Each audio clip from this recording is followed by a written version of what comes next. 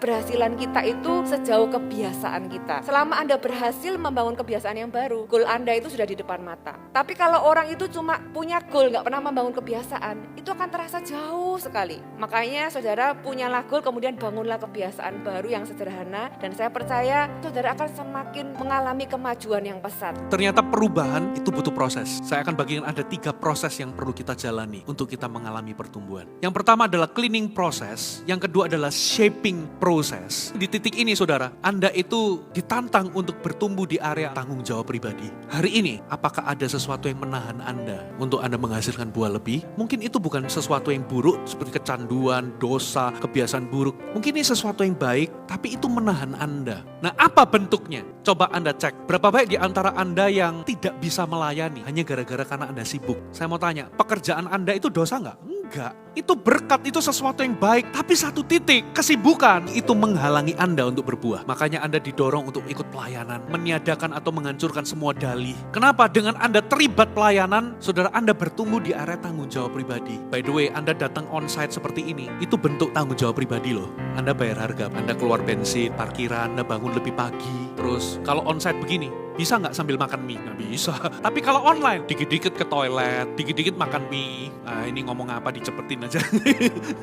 Di sini Anda disiplin, betul nggak? Makanya ini tanggung jawab pribadi. Itu sebabnya Anda perlu datang on-site. Itu sebabnya Anda perlu datang untuk pelayanan. Anda perlu datang untuk ikut CG. Karena apa? Tuhan ingin membentuk Anda semakin serupa dengan Kristus. Tuhan ingin Anda berjalan 1 mil lebih. Ini adalah proses pembentukan atau shaping proses. Tuhan mau membentuk kita seperti apa? Kita buka Matius pasal yang ke-5. Karena itu haruslah kamu sempurna, sama seperti Bapamu yang di surga adalah sempurna. Saudara, ini yang Tuhan mau terjadi dalam kehidupan kita. Wow, kayaknya jauh sekali ya, mana ada orang sempurna. That's the point. Di dalam pertumbuhan kita, di dalam kekristenan, tidak ada yang namanya berhenti bertumbuh. Alias sepanjang kita hidup, itu kita punya ruang yang cukup besar untuk kita terus bertumbuh semakin serupa dengan Tuhan. Kita punya banyak area dalam kehidupan kita. Area mana yang Anda mau bertumbuh? Dari sisi Tuhan, Tuhan membentuk kita lewat kejadian-kejadian yang Tuhan izinkan dalam kehidupan kita. Dari sisi kita, saudara mau berubah jadi orang yang seperti apa? Dikatakan di sini, jadilah sama seperti Bapamu yang di surga. Kita buka lagi di Lukas 6 ayat 36, dikatakan, hendaklah kamu murah hati, sama seperti Bapamu adalah murah hati. Garis bawahi kata sama seperti. Saudara, milikilah goal untuk Anda menjadi orang yang gitu ya. Banyak orang itu fail ketika tujuannya itu hanya berupa aktivitas atau tindakan. Aku mau tahun ini baca Alkitab sehari 10 pasal, olahraga seminggu 5 kali. Kebanyakan orang gak akan bertahan lama. Dia akan lelah karena gak punya tujuan. Tujuannya hanya sejauh actionnya. Tapi apa yang membuat sebuah kebiasaan baru itu bisa bertahan lama? Ketika goal kita adalah orang seperti apa kita akan jadi. Nah, apa goal Anda? Anda harus punya goal, saya mau jadi orang yang, saya mau jadi ibu yang, saya mau jadi ayah yang. Nah, ketika Anda punya goals, Anda akan mulai berusaha menciptakan kebiasaan baru. Saya mau jadi orang yang dekat sama Tuhan. Oh ya, aku mau lebih banyak berdoa, baca firman. Gimana caranya? Saudara, saya kasih Anda sebuah tips untuk Anda memulai kebiasaan baru yang bisa tahan lama. Yang pertama, make it simple. Contoh, kalau saudara mau baca firman setiap hari, mulailah dengan baca 1 hari 1 ayat. Gampang nggak 1 ayat? Gampang. Sesuatu yang kecil adalah sebuah permulaan yang baik daripada nggak melakukan apa-apa. Mulai dengan sederhana. Yang kedua, buatlah tools yang Anda gunakan itu mudah terlihat. Contoh, Anda mau baca Alkitab, taruh Alkitab Anda di tempat yang gampang terjangkau. Jangan dimasukin ke laci. Yang ketiga, tempelkan dengan kebiasaan yang sudah rutin Anda lakukan. Apa kebiasaan kita? Kita kan bangun tidur, mandi, berangkat kerja. Nah, tempelkan dengan rutinitas yang sudah ada. Contoh, saya mau baca Alkitab 1 ayat setelah saya bangun pagi. Percayalah, Anda akan punya kebiasaan yang baru, yang ringan tapi long lasting. Dan itu akan membentuk Anda. Kita baca sama-sama di 1 Petrus pasal yang pertama.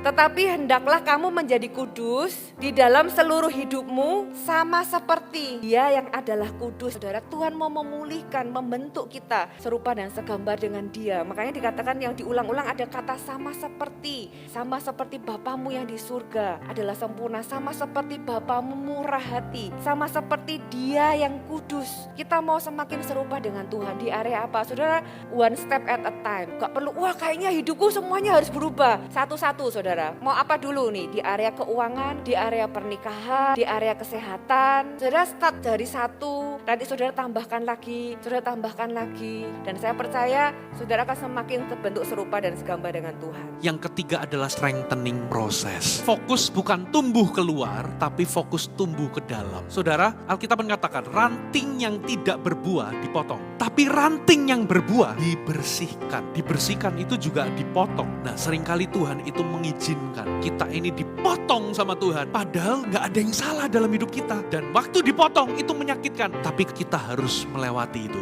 Karena Tuhan ingin kita lebih banyak berbuah di musim berikutnya. Coba kita lihat sama-sama Yakobus 1 versi New Living Translation. Dear brother and sister, when troubles of any kind come your way, consider it an opportunity for great joy. For you know that when your faith is tested, your endurance has a chance to grow. So let it grow, for when your endurance is fully developed, you will be perfect and complete, needing nothing. Nah, ujian iman ini ternyata ujungnya Tuhan itu ingin menguatkan iman kita. Ada orang memperlakukan Anda tidak adil. Ada ujian ketidakpuasan, ujian kekecewaan. Apa respon Anda? Anda keluar dan kepahitan atau Anda handle kekecewaan? Anda ngampuni dan Anda move on untuk bertumbuh. Nah, kalau respon Anda benar, ujian iman itu akan mendatangkan ketekunan. Iman Anda jadi kuat. Tapi kalau respon Anda salah, kebalikannya yang terjadi. Waktu Anda mengalami persoalan, Anda akan bersandar kepada sesuatu. Entah kepada Tuhan atau kepada diri sendiri. Ketika Anda mengalami krisis di area kesehatan, entahkah Anda bersandar kepada Tuhan sebagai penyembuh atau kepada dokter sebagai penyembuh. Kita nggak anti dokter. Saya kalau sakit ke dokter, saudara. Tapi ada perbedaan antara Anda menjadikan dokter sebagai penyembuh dengan menjadikan dokter sebagai alat.